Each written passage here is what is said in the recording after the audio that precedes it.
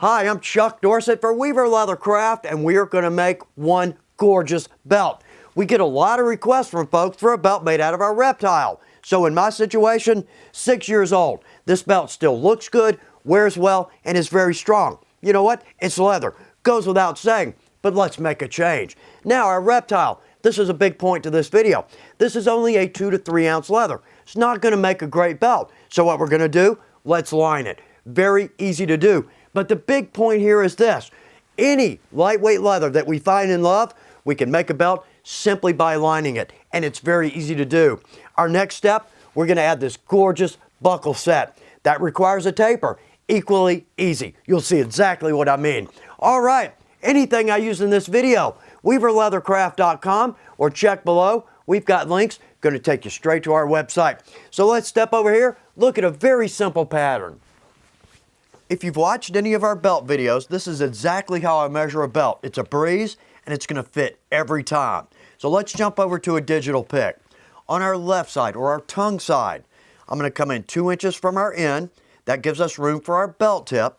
Then I've got a 1 1/4 inch spread between each of 5 size holes. On this end, I'm going to come in 3/4 of an inch. Then we've got a 1 1/4 inch spread, 2 1/2 inch spread, and then 1 1/4 inch. So when we bend back here, our keeper's going to sit right here. Now on our taper, what we need to do is from our inside hole, we're going to come in 3/4 of an inch and then another 1/2 inch. And we'll look at that when we punch it. But here's the reason. On our last hole, I need room for my buckle to seat before we reach that taper. So therefore, that gives us ample room there. Now for sizing, all we have to do here, when I put this belt on, I want it to sit in my second hole. That allows me a little room in and more room out. All I've done here, waist size plus 9 inches. The 9 inches is simply adding the measurements outside of our waist size. So therefore, I'm a 35. So my blank is going to be a 44, and it's going to fit perfect every time. Let's jump over, start cutting some leather. This is our Reptile print, and I love this leather. First off, nice design. Beautiful combination of colors. But secondly, it's embossed. So it's got a scale-like feel to it, and it's imperfect. That's a nice detail. So with this, 2 to 3 ounce, it's not going to be heavy enough to make a belt. We're going to have to line it. But that opens up all kinds of design possibilities. Let's do this. We're going to overcut and then trim to size. What I mean by that is I'm going to cut 2 pieces at 2 inches wide. Then we're going to glue these together and we're going to cut to final. That's going to make our belt look like it was die cut. Now with me, I'm a 35 waist, so therefore I need 44 inches. Well, let's come out to about 46 inches just to give us a little extra room. There's our face leather. Okay. Now, being a crafter, I've got odds and ends of leather all over my shop. For our liner, I'm going to use our holster leather. It's about a 7 to 8. That's going to give us about a 9-10 belt. That's going to feel good. It's going to feel like quality. But again, being a crafter, we've got all kinds of leather in our shop. We can drop the weight down to maybe a 6 to 7. 4 to 5 is getting a little too light. So let's stick somewhere around a 7 to 8 or 8 to 9 ounce. So I'm going to strap off a piece here, 2 inches wide. Good, let's trim this to about 46. Let's reset. We are going to add some glue. We're going to use our S18 contact cement. It's the only way I go when I'm lining a project. With this, we're going to glue flesh side on both pieces, flesh or sky, because when we lay this together, we're going to have top grain on the inside. We're going to top coat this. It's going to be a gorgeous belt inside and out. So let's add our glue, flesh side, both pieces, and I want to get right to my edge. Now, when I'm doing that, I can lay my leather right on the edge of my table. So therefore, I can brush right off the edge, just like that. Now, I'm not worried about getting glue on my surface or on my cutting surface. So let's add glue to both pieces, all the way to the edge, all the way to the end. We have got 2 tedious steps on this belt. One is gluing, the other is sewing. But we're going to get through them, and we'll talk about that. But also going right to my edge, I'm assured that I've got no air pockets. But also with the contact cement, let's get some good ventilation going here. I've got a good cross breeze in my shop. So now that we've got glue, both pieces to the edge to the ends, let's give this 5 minutes, let that glue set. Plenty of dry time, so let's lay these together. Now, this does not have to be perfect. We don't have to hit the edge right on. That's actually one of the benefits of overcutting and then trim to size.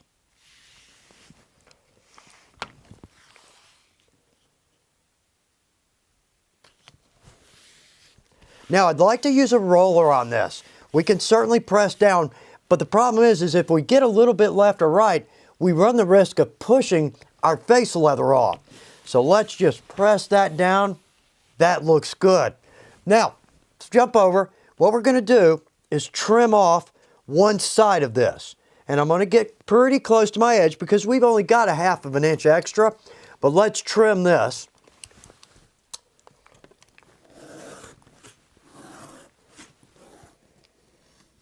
Good. What we're looking for there, look at that. Looks like it was die cut. So now that we've got a straight edge on this, let's take our strap cutter, set this at 1.5 inches. And now let's strap from our straight edge side.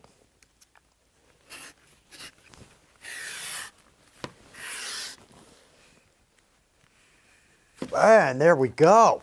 All right, both sides looking very professional, very finished. Now from this end, let's trim square, making sure we cut off any excess there. And let's trim to size, 44 inches. Now, to mark this, it's going to be tough. We can use a Sharpie, but let's flip this over. Now, what I've got here, not an industry term, but I simply call this a shorty because I've got everything laid out. All I have to do, since my blank is cut to size, I can bump to one end, mark my holes, bump to the other end, mark my holes, and we've got a perfect fit. So, I'm going to find a pencil, mark these holes, and then we'll move forward.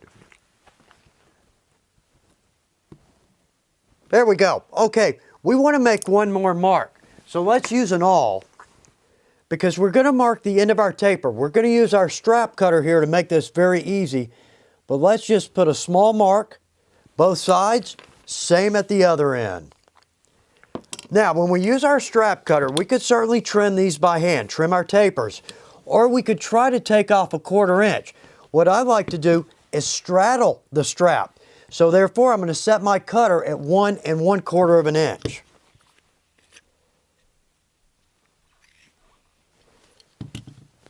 Now we're actually going across. It's going to be a little more stable. But what I'm going to do now is I'm going to cut this line right to this point.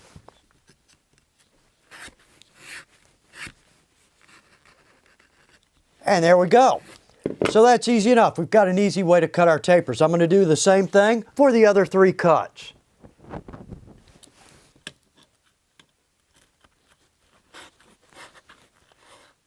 And easy enough. Look how clean and accurate that is. Okay, let's step over to our punch table. We're going to punch some holes, an oblong, and punch our tapers off. Some of our punching we want to do from our face, and some we can do from our backing where our marks are. But right here we want to punch from the face. I've got a 1-inch English point. Now we can go with multiple sizes here. Here's the point. We want a gradual taper because if that's too hard of a shoulder there, it's going to grab onto belt loops as it moves through our pants. So on my 1-inch tool, about 2/3 of the way in on both sides, I've got a little blue mark. What I'm going to do, spread that taper cut out. I'm going to put the very corner of the tool right at the top of that cut. And that blue line, I'm going to bring that around to our edge. There we go, clean and easy. Now I'm going to do the other side. Let's see how consistent this is, or symmetrical this is.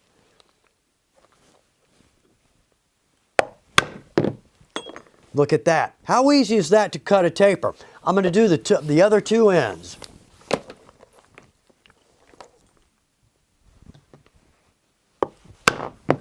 Taper is done.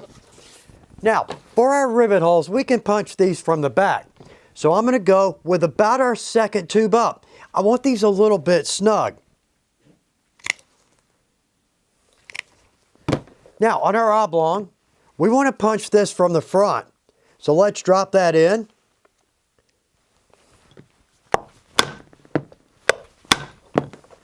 Looks good. And on this end, let's do a 1-inch round in. Not necessary, but it's certainly a nice touch. Good, very professional. Now on this end, we've marked the holes on the back. But what we really need to do is punch these from the front, because the hole's going to be funnel shaped from the front side.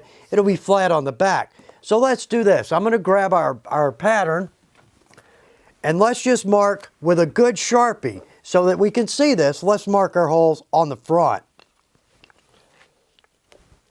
I still can't see that very well, simply because of our pattern. But I believe I can see exactly what I need. So let's jump over to about our 4th or maybe 5th hole up, or 5th tube up.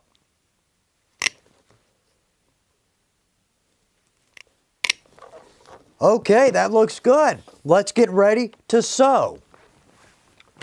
I still can't see those holes, but nonetheless, you know what? That's a good point. If they're not perfect, we'll never notice that. Okay, we're going to jump over to a groover because we're going to hand sew this belt. I've got my groover set at 1/8 of an inch. Now, I don't want to push as hard as I can. We've only got 2 to 3 ounces here on our face leather, but let's get a good even groove, because really all we need here is just enough for a guide for our chisel. Good groove line. In fact, that looks good already.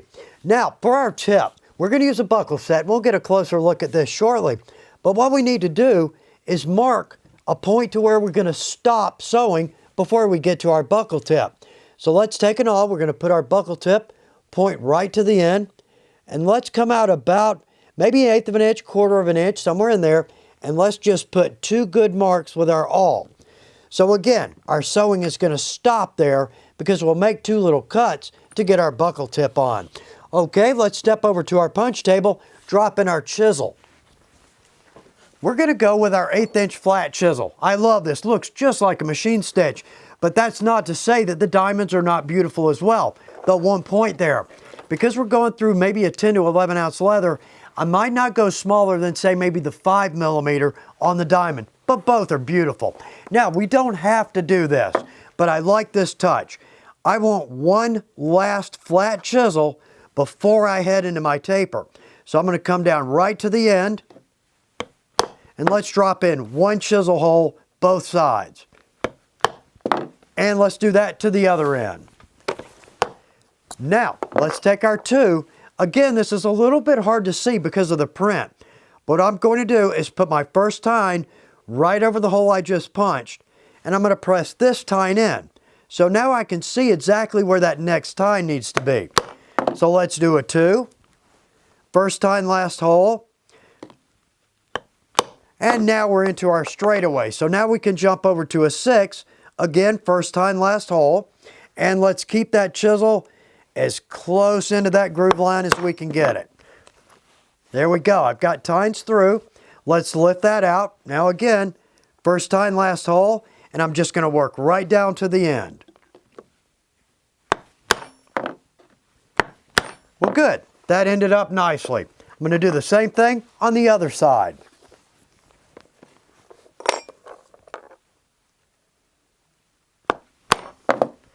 Now, over to our other end. For our tongue side, I'm going to do the same thing, but I need to make sure I stop.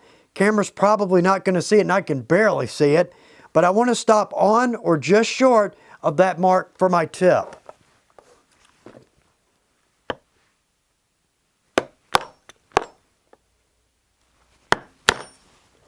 Now, when I get down close to this mark, I'm going to drop in just 1 more tine. So first tine, last hole, and 1 more tine.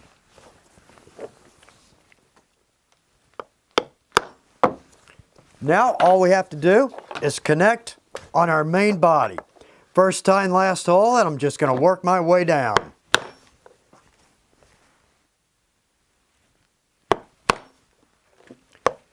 Now as we get down to our end, there's no guarantee that these are going to match up perfectly. Now, camera's not going to see this, but I'll do my best here. So let's see right here, that's our last tine hole. Turn this around, there we go. So if I put my first 2 tines right here, I'm a little bit close there. So let's do this. Let's put 3 tines in existing holes. And now let's take this tine and let's work that right in between the 2. There we go. So that's going to appear very consistent. Going to do the same thing on the other side.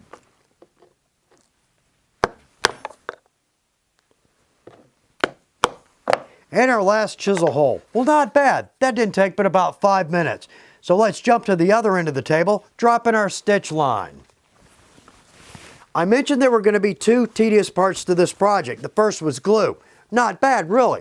Now we're going to hand sew. In fact, not bad here either, but there's a couple of big points. If you're new to leather or you want to get into sewing, this is going to take about an hour 5, hour and 10. So a little bit tedious, but here's 2 very big points. First off, we don't need a machine to put in a stitch line that's going to look just like a machine.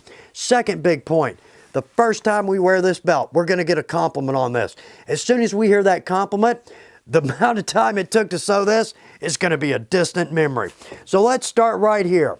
Our trusty pony, of course, makes the whole thing so much easier. On our thread, we're going to go with a Ritza, the 0.8 millimeter. Now, we've got all kinds of options. We could drop in a beautiful splash of color on either side, red or green, yellow, beige. I'm going to go with a bright white. This is hand sewn. I want this to stand out. Now, we're going to go 3.5 times our length, and I'll explain that. We could start at this end and just sew all the way around. Well, there's 15 feet of thread we're going to have to deal with. So let's make this much easier. Let's start in the center and work out on all 4 sides. Now we're going to do a saddler stitch. In fact, this is the John James needle, the number 18. It's the smallest. It's a great needle. I love these. So let's just start, you know what, somewhere right in the middle. We're going to do a saddler stitch. So the first hole gets 1 needle, and let's equalize that out. Now what we can do, what I've done here is I'm going to choke up on this thread. So therefore, I can pay this out as I go. We just need to be careful. Let's don't stop paying attention and all of a sudden we've got a double stitch line going. So second hole, both needles, make an X, move our thumbs from the eye of the needle to the tip, and there's a stitch. Now this is super easy sewing. We'll move pretty quick. But when I'm pulling my tension, I really don't want to crank down on this. Let's just pull enough, there we go, to where I can see that thread or that stitch just sink a little bit down into that face leather.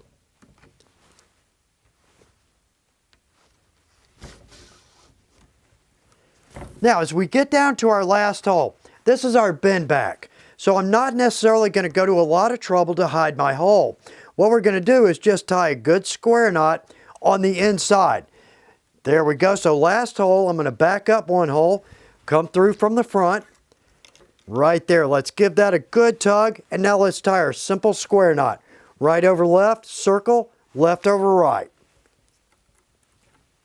Good. We've got a good knot. Now let's take our 2 pieces of thread and let's come back through either side of that knot.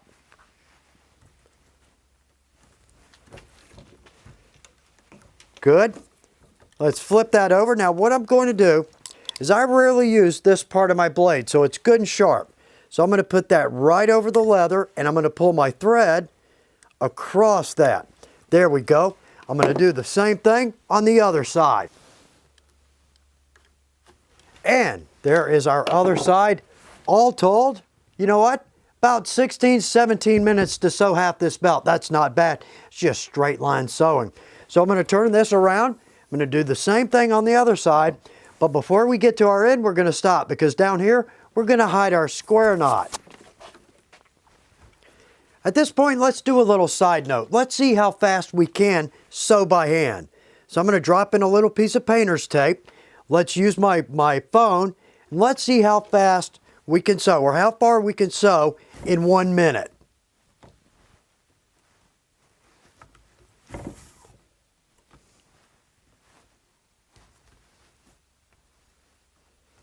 And we're coming down. Let's see if I can get 1 more stitch in. No. All right, so let's stop. Let's see what we did. About 2.5 inches in 1 minute. That is not bad. So 44 each side, 88 total, about 40 minutes give or take. So all told, not as fast as a machine, but it certainly isn't terribly slow. Now as we get down to the end, let's come through our second from our last hole, now to our last hole. Let's come through from the front. So basically I have my right and my left thread. I'm going to take my right, go over my left, and circle around. Let's take our left, run that through the hole. There we go. So that's half of our square knot. Now let's bring this back through. Now that's our right. So let's take our left, go over our right, circle around, and then we're going to bring this, what is now our right, back through our hole. And there we go. That sinks that knot right down in there. We'll never see that. So let's trim this off.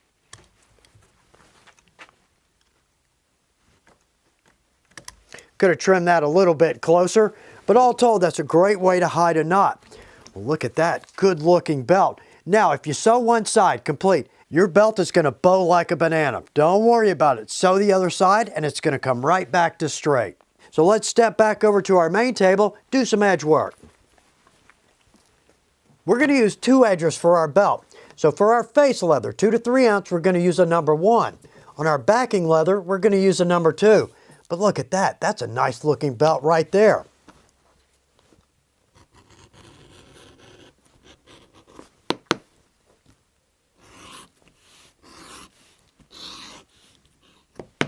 Now we're not taking off a lot of leather there. It's a number 1, but we've got just enough to where that edge is not going to dog ear on us. Okay, let's jump over to our back with a number 2.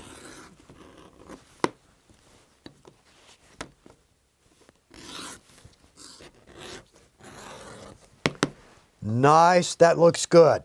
Now our face leather here, our Reptile is a chrome tan, so it's not going to slick as well, but really there's very little of it. So therefore, we're going to get a nice roll on this edge.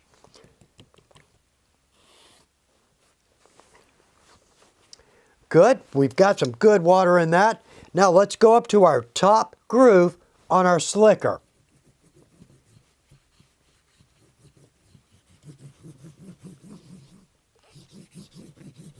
Okay, got a good slick. I don't know if the camera's going to pick that up, but we've got a good glossed edge. So now let's do the same thing to the other side. Okay, that looks good. Now I've got a little extra moisture here. Let's see. Yeah, right here. So let's give it a game delay. We're going to give this about 15 minutes, let that water dry. Then we're going to hit our back with a top coat. Ample time for that moisture to dry out. Let's jump over to our leather balm. So again, I've got 2 rags, one to apply, one to buff. Let's go somewhat sparingly on this.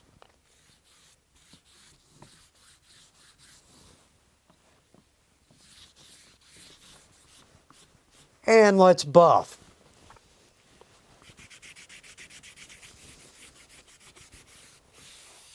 Well, this belt just gets better and better, doesn't it? Isn't that beautiful? Okay, we are all but done. We're going to step over here, drop in our tip, then our keeper buckle. We are done. If you've ever set a belt tip, it's the most imperfect process in leathercraft. No kidding, but we're going to make it look good. So with our tip, that's going to come with 2 screws in the back. Let's back those out and let's don't sneeze, because those will go away and we'll never see them again. Secondly, this is typically made for about an 8 to 9 ounce leather. We're just about 1 ounce over that. So we're going to compress this leather. But let's start right here. Let's drop our belt tip in. Make sure that's even across the belt itself. Now I'm going to drop in 2 small marks with my pen. We're going to cut these off. We'll never see those. Camera's probably not going to pick those up. Now, second step. Let's just draw the outline of the tip on our belt. There we go. So let's start right here. To make our first cut, I can go across, but I'd prefer to come in a little bit at an angle. So again, we don't have a hard shoulder there. So right on that mark, let's cut in just to the center of our groove line. Left-handed, not my specialty. Okay, now let's flip this around. What I want to do is come from that mark and I'm going to come in about 1/8 of an inch on that line, the line I've drawn. See if I can move my hand enough to where we can see this. And again, our cuts here don't have to be perfect. We're never going to see any of this.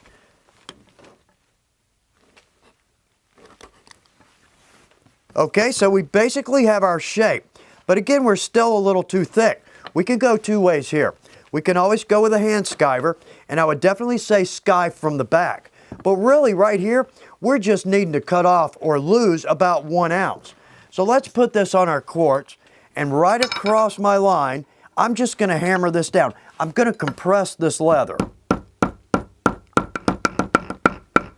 Good. Okay, let's flip this over and let's see if that slips on. Good, it does. Now we just need to trim a little bit because we're only going up to there. So let's trim this point a little bit more. And again, I'll try to keep my hand out of the way. And a little more right there. Okay, we should be there. Oh, perfect. There we go. Okay, we can always add a little glue into this, but all told, with our 2 screws, we're not going to need to. Now, with our screws, they're pointed, if you can see that. What's going to help here is let's take our awl and press into the 2 holes. That way, that little point can sit down in there. So now let's drop that in. And this is just one of the eyeglass repair kits. Nice small little screwdriver. And there we go. Let's tighten that down to where it's flush. Now, if it's not flush, if we can't get it that far, there we go. What we can do is take a sanding block and just sand the top of that screw off. But right here, that looks pretty good. And we're flush across there.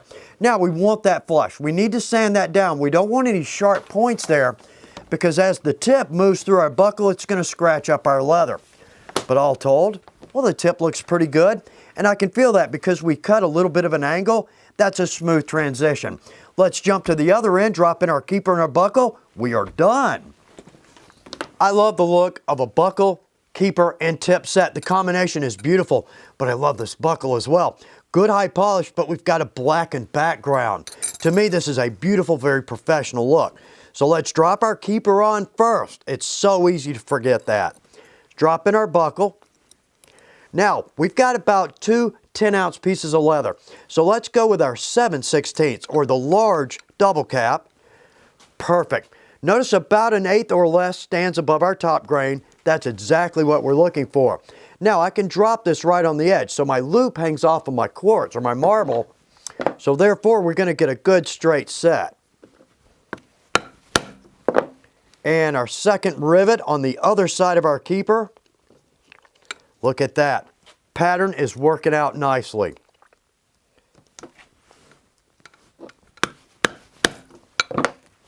Well, how about that? Is that not a beautiful belt? So I'm going to put this on. Let's take a look. See how our fit is.